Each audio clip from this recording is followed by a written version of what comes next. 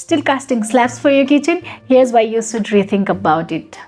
अझै पनि ढलान गरेर किचन बनाउँदाखेरि वाटरप्रुफ प्लस बलियो हुन्छ भन्ने कन्सेप्ट धेरै नै छ, तर आजकलको मोडर्न टेक्नोलोजी र मोडर्न मटेरियल्सहरूले चाहिँ हामीले विदाउट ढलान पनि इक्वल्ली स्ट्रङ र वाटरप्रुफ किचन बनाउन सकिन्छ। अर्को भनेको ढलान गरेको किचन स्पेस र डिजाइन कन्स्ट्रेन्ट हुन्छ।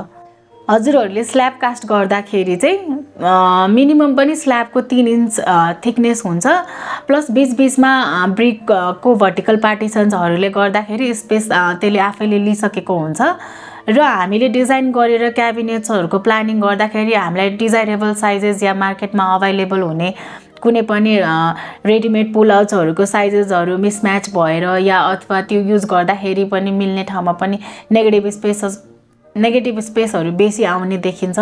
सो अर्को कुरा भनेको चाहिँ बजेट हो। तपाईहरुलाई चाहिँ स्ल्याब कास्ट गरेर अब बाहिरबाट प्लाईको पल्ला ढ्याक राखेर अनि किचन बनाउँछु भन्यो भने चाहिँ सस्तो हुन्छ जस्तो लाग्छ, तर त्यसको धेरै नै कन्सिक्वेन्सेस र लङ टर्ममा एकदम प्रब्लम्सहरू आउने गर्दछ र हामीले यसरी बनाएको किचनहरू चाहिँ पहिला धेरै नै रेनोभेट गरिसकेका छौं। सो तपाईहरु पनि आफ्नो घरमा नयाँ किचन प्लानिङ गर्दै हुनुहुन्छ भने चाहिँ we suggest you to hire an interior designer beforehand नै। र इफ तपाईहरुले प्लानिङ गर्दै पनि स्ल्याब पनि कास्ट गरिसक्नु भएको छ भने पनि त्यसलाई पनि मोडर्न कसरी बनाउने भन्ने डिफ्रेन्ट अप्सन्सहरू छ जुन चाहिँ हामी अर्को भिडियोमा लिएर आउँदै छौं। Stay tuned, by.